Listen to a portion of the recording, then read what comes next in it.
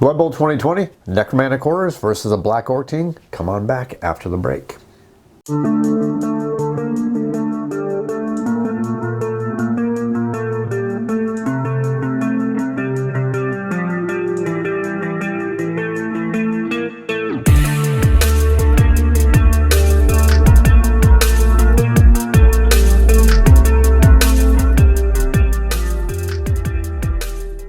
Hey everybody, welcome to the show, Board Game Reviews. This is a video channel based on the board gaming hobby. And in this video, you're going to see some gameplay footage for Blood Bowl 2020 or Blood Bowl second season. Now this video is going to be broken up into 3 separate videos for you.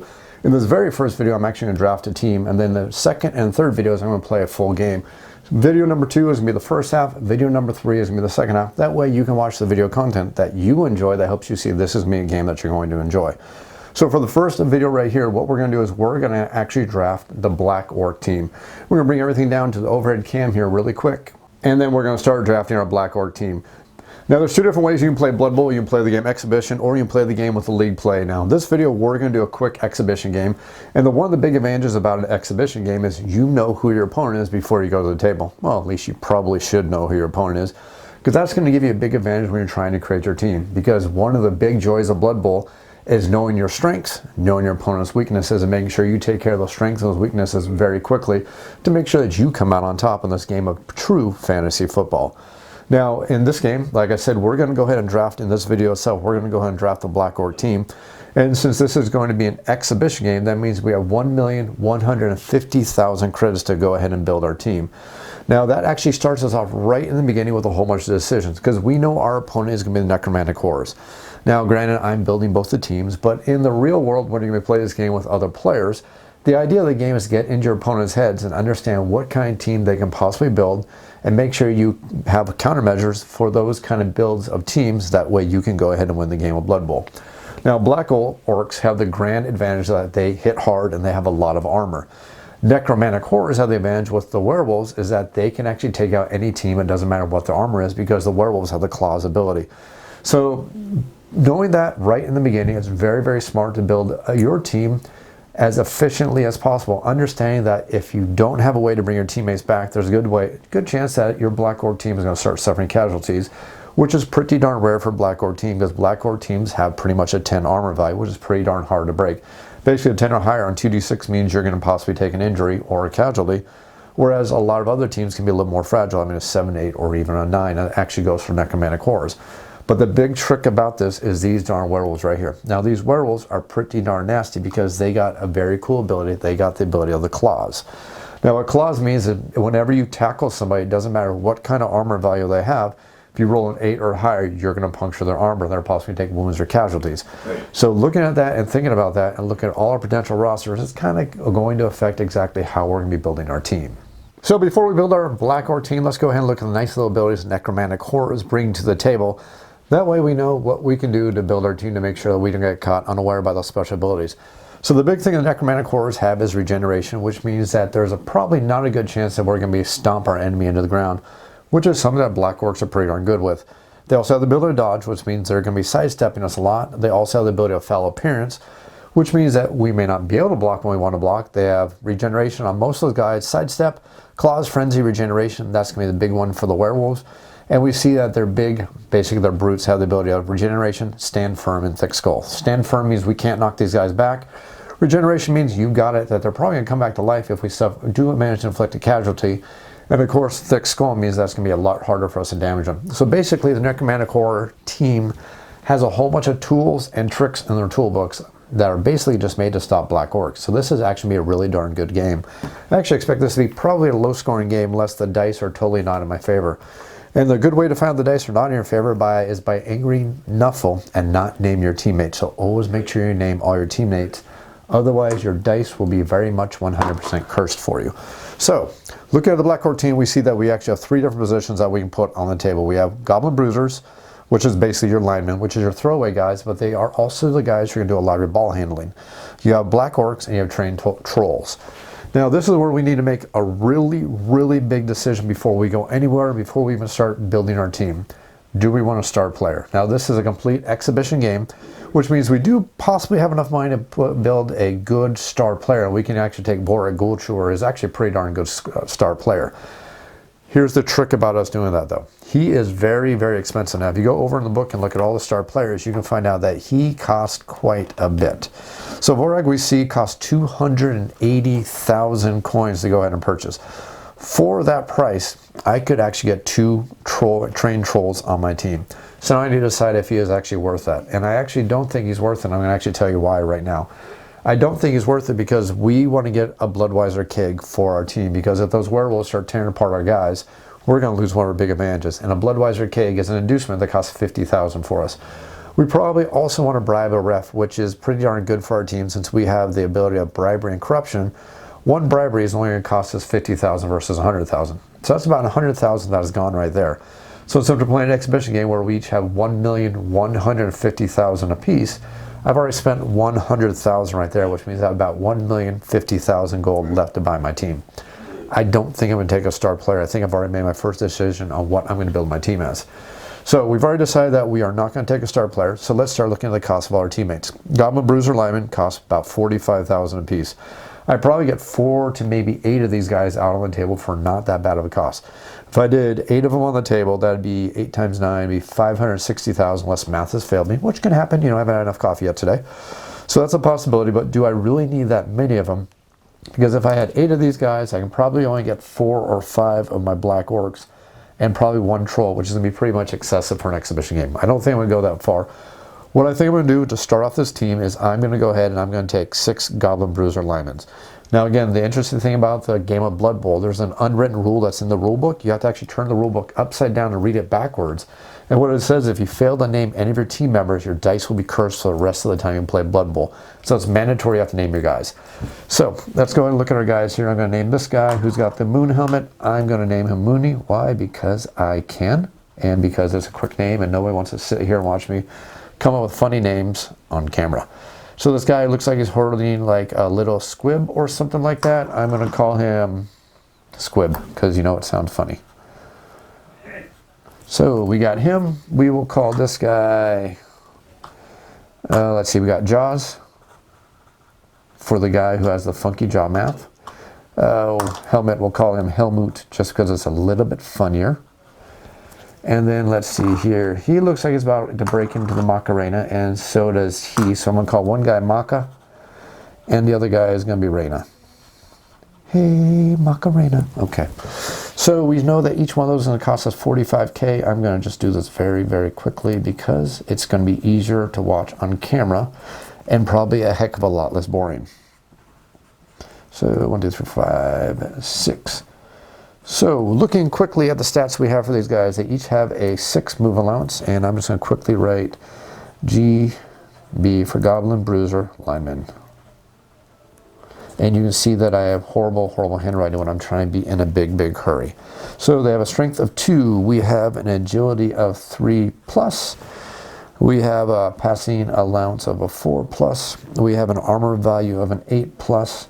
And we'll write these skills out. I'm going to show you a quick trick here for when you're playing Blood Bowl when you're starting to be new with the game. Separate your skills out so you can put a little note next to each one of the skills. That way you don't have to constantly reference the book all the darn time to try to remember what exactly each one of these skills does. You can just write down a little note so you know exactly what it does. So since we have 6 of these guys, I have more than enough room for all the different skills. So dodge and write stuff. Next up we have is Stunty. And then finally we have Thick Skull. So in a nutshell, dodge allows them to dodge better. Right stuff means they can be thrown by trolls, and we're going to add at least 1 troll to our team. Stunty means that they have penalties to throw, but they also have bonuses to dodge, and that's basically in a nutshell what that one does. And then Thick Skull means it's a little bit harder to hurt these guys. Now, since they're Stunty and Thick Skull and Stunty kind of counteract each other, so you get a little bit of the Thick Skull benefit, but not the great Thick Skull benefit that some of the other players are going to have, especially the troll, who I believe also has Thick Skull. Or am I thinking about ogres? I'm pretty sure they have Thick Skull too, don't they? No, they don't. Interesting.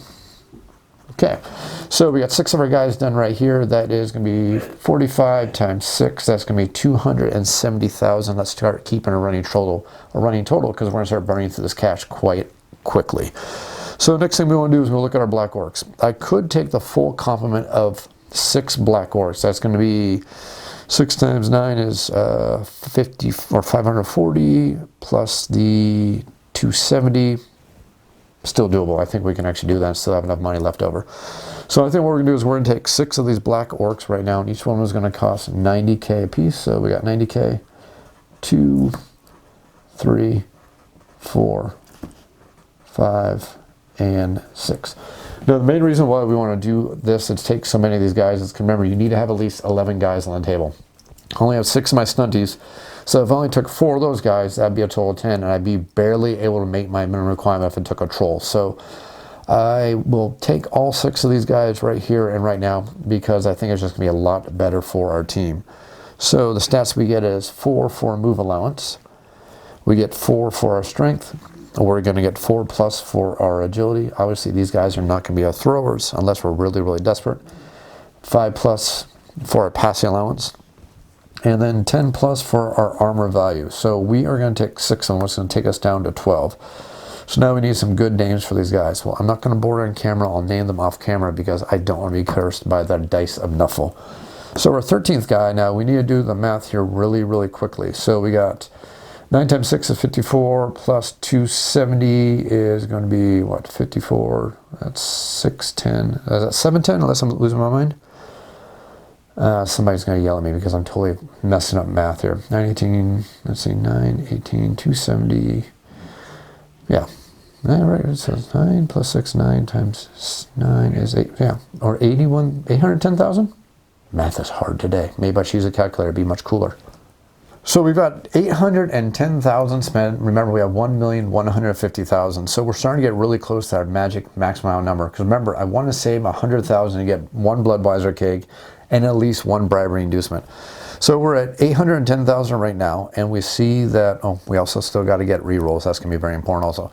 So we see that trained troll is going to be 115,000 gold. Now, trained trolls are nice, but I don't know if they're nice enough to actually for me to buy 2 of them. And actually, I don't think I'm going to have enough money to buy 2 of them because right now, just doing the math, we're about 925k right here and right now, which means we're quickly running out of money because I still got to buy team rerolls. So what I think I'm going to do is we're going to start with only 1 team or only 1 trained troll for this exhibition game. So let's go ahead and remember what our stats are. We get Brawler for our orcs, and then we are going to get Grab. I'll give 2 lines for that one because Brawler has a couple different notes. So number 13 on our team is going to be a troll. It's actually convenient. Actually, I have number 13 on them. That actually works out perfectly. Just to let you know, these guys aren't finished painting. Obviously, I just have the base layers for all these guys. And actually, these guys, I haven't even got nearly as finished as painting as I should be. Of course, the sad truth about all this is if we waited till I had these teams painted up to the kind of quality that I actually like them painted up to, this video will be posted probably about the 23rd of never. So this is just a quick paint job on all these. I actually, when I paint my teams, I actually like to pick real football teams and actually mimic them after the real football teams. So my Necromantic Horror teams, I'm actually based off the Miami Dolphins, and I'm sure you can figure out who the Black Orcs should be based off of already. So back on where I was right here for player number 13 is going to be my trained troll. Oops.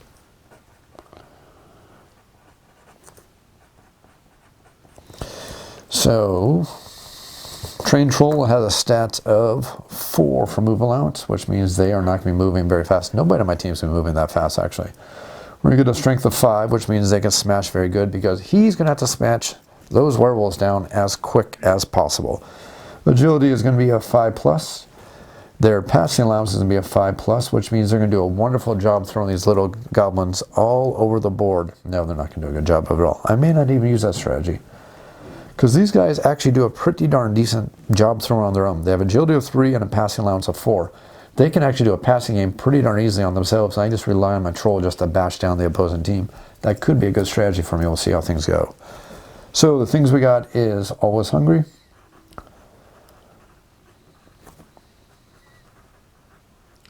Basically, that means that anytime I want to do a throw teammate action, I need to roll a d6. If I roll a 1, the troll is going to try to eat the goblin that he's trying to throw, and then if I roll a 1 again, he's going to successfully eat. If I roll a 2 or higher, we're going to basically score and fee and not be eaten. We don't want our guys being eaten, because every time that happens, that's going to be 45,000 down the drain. So next thing we have after all was hungry is we are going to be a loner of a 3+. Loner basically means that if they ever want to do any action requiring one of my team rerolls, I need to roll a die, and if I fail to roll, the team reroll is wasted, and they don't use a team reroll. I'm not going to be using too many team rerolls on these guys, I don't think. Next thing we get is Mighty Blow +1, which is always nice for taking down enemies. And again, my handwriting sucks because I'm trying to do this very, very quickly. Next thing we get is Projectile Vomit. That's actually not an ability I use very often. Basically what it is you run up against somebody, and this is on top of your passing action. Your troll can run up against somebody and vomit on them. If they roll high enough, they hit them with vomit and they break the armor. If they roll too low, they vomit on themselves and possibly break their own armor. It's most likely they're going to hit the opponent, but not always, so I don't know if it's going to be something we do. We'll figure that out when we get the game to the table. Next up after that is going to be Really Stupid. Basically, Really Stupid means that if I want to do any action with this guy at all, I need to roll a 6-sider. If I roll a 4+, he's going to do the action. If I roll a 3 or less, not only is he not going to do the action, if it's one of the special actions such as pass or blitz or something like that, that action is going to be wasted for the turn. I'm not going to have access to that action anymore this turn. The bonus is if I put one of my guys right next to them, I get a +2 to the D roll, which means as long as I roll a 2 or higher, they're going to do what they're told. If I roll a 1, then obviously they're not going to do what they're being told. So Really Stupid can be very, very, it can be persnickety at times. So next thing we get is Regeneration, which means if this guy goes down, there's a chance that he may get back up. Ooh, his name is Chumbawamba. He gets back up.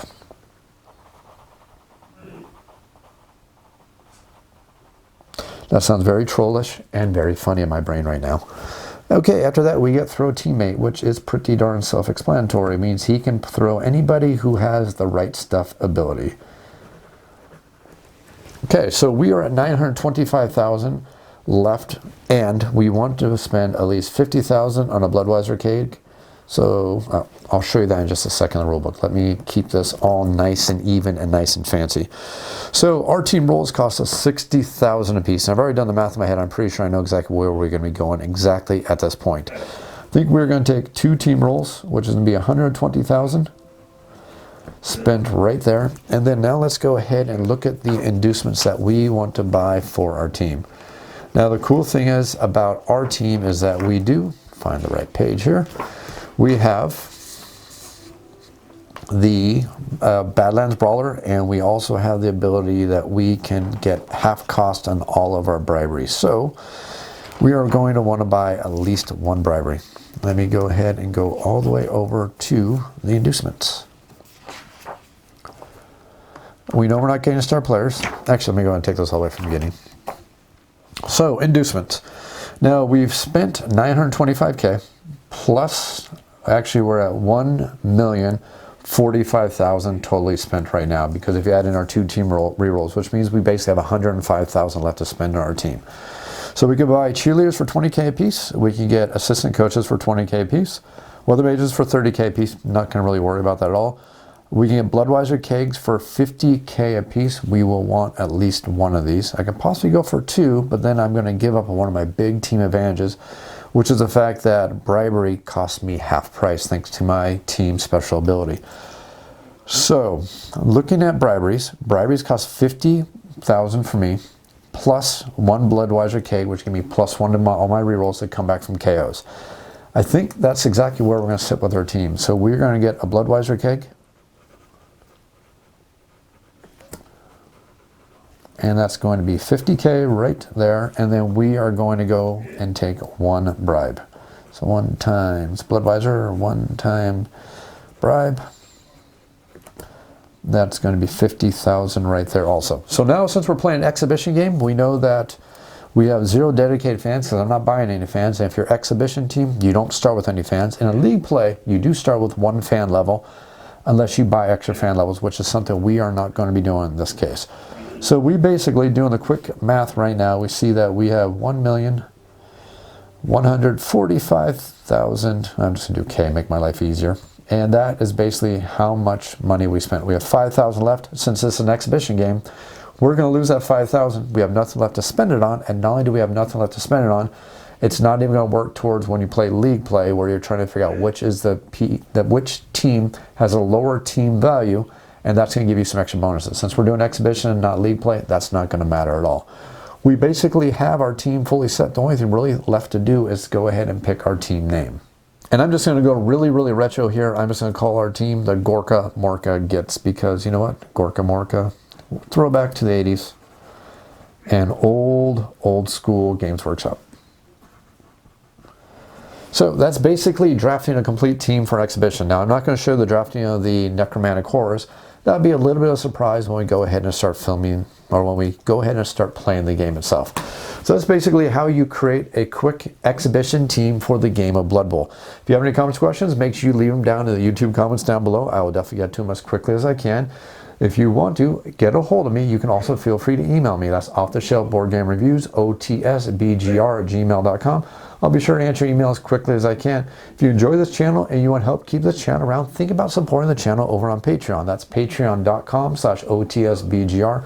Just $1 in the tip jar can help me cover my costs and help keep this channel growing strong. If you enjoyed this video and this video series, click that like button, click that subscribe button. As always, thanks for watching.